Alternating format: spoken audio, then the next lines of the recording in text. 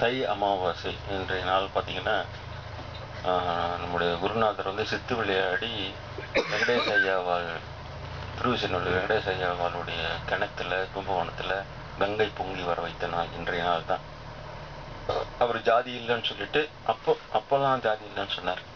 ஜாதி இல்லைன்னு சொல்லிட்டு அவர் அந்த அமாவாசை தர்ப்பணத்துக்கு வந்து உட்காந்து இருக்கிறாங்க. அவங்கள மீறி ஒரு ரொம்ப பசியில் செத்துற நிலையில் இருக்க ஒருத்தனுக்கு பின்னால் போயிட்டு அதுக்காக சமைச்சு வச்ச சாப்பாடெல்லாம் அவனுக்கு சாப்பிட வச்சிடார் ஐயாவால். ஏன்னா உயிரை காப்பாற்ற வேண்டும், அதான் தர்மம்னு சொல்லிட்டு. ஆனால் இவங்களாம் கோச்சிக்கிறாங்க, ஆச்சாரம் கெட்டு போச்சு. திரும்பவும் நாங்கள் பழைய மாதிரியே புதுசாக வீடெல்லாம் கழுவி முதல்ல சமைக்கிறோம்னா அதெல்லாம் ஒத்துக்க முடியாது. ஏற்கனவே ஒரு அரசவையில் பண்டிதர் பெரிய பெரிய பட்டம் வாங்கியிருக்கு. பொறாமை என்பது இருக்கு, பண்டிதர்னாலே பொறாமை இருக்கும். அதனால இவர் இதே சாக்க வச்சு ஒழிச்சிடலான்னு சொல்லிட்டு இவரே கேட்குற, நீங்களும் ஒரு பிராய்ச்சித்தை சொல்லுங்க, கங்கைக்கு போய் ஸ்நானம் பண்ணாதான் இந்த இது தீரும், போய் ஸ்நானம் பண்ணிட்டு வா, அப்புறம் நாங்கள் தர்ப்பணம் ஏற்றுக்கிறோம். அப்போ போயிட்டு வந்தால் அதுக்கு எவ்வளோ காலம்? அப்போ இந்த காலத்து மாதிரி ஃப்ளைட்லலாம் போக முடியாது, அதுலேயும் போக முடியாது, நடந்து போனாலும் அதுவும் நான் மாசத்தினால. அப்போ அது வரைக்கும் விட்டு போச்சுன்னா 3 தர்ப்பணம் விட்டு போச்சுனாலே ஏதோ கணக்கெலாம் இருக்குது அவங்களுக்கு.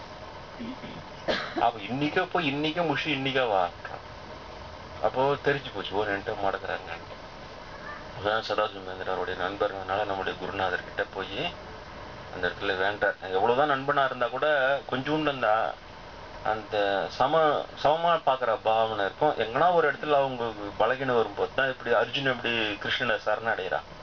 கடைசியில் ஒன்றுமே முடியலன்னும் போது நான் உனது அடியேன் தஞ்சம் அடைகிறேன்னு சொன்னோன்னு தான் பகவத்கீதை உபதேசமே பண்ணார். 80 வயசுன்றாங்க அந்த நேரத்தில். அவங்களுக்கு அவ்வளோ காலம் கழிச்சு பண்ணார். ஆனால் நண்பனாக இருந்தால் கூட அந்த அகந்தை ஒழிந்து சரணடைந்தால்தான் உபதேசம். அதே போல் இவரும் நண்பனாக இருந்தாலும் அந்த இடத்துல நம்மளால் முடியாது, பிரம்மேந்திரால் முடியும் அப்படின்ட்டு அவருக்கு சரணடைந்து கேட்குறார்.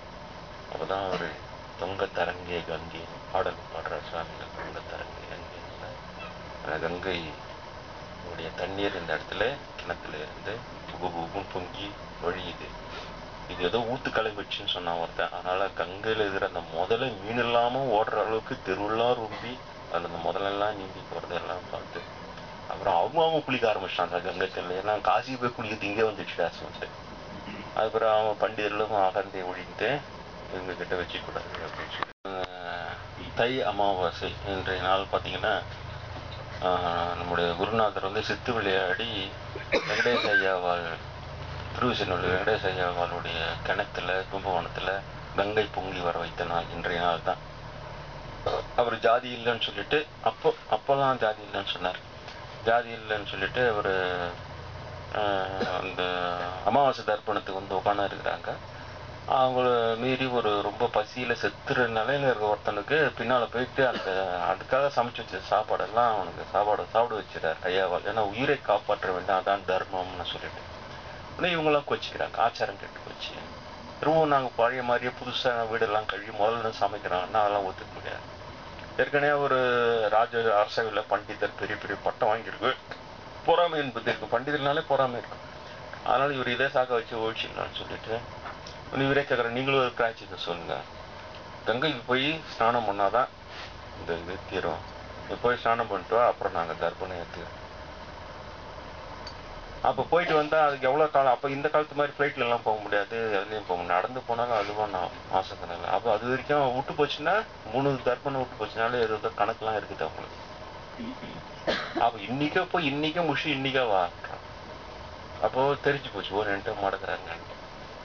அதான் சதாசிவமேந்திரருடைய நண்பர்களால நம்முடைய குருநாதர்கிட்ட போய் அந்த இடத்துல வேண்டார். எவ்வளோதான் நண்பனாக இருந்தால் கூட கொஞ்சோண்டு அந்த சமமாக பார்க்குற பாவனை இருக்கும். எங்கன்னா ஒரு இடத்துல அவங்களுக்கு பலகீனம் வரும்போது தான் இப்படி அர்ஜுன் எப்படி கிருஷ்ணனை சரணடைகிறான்.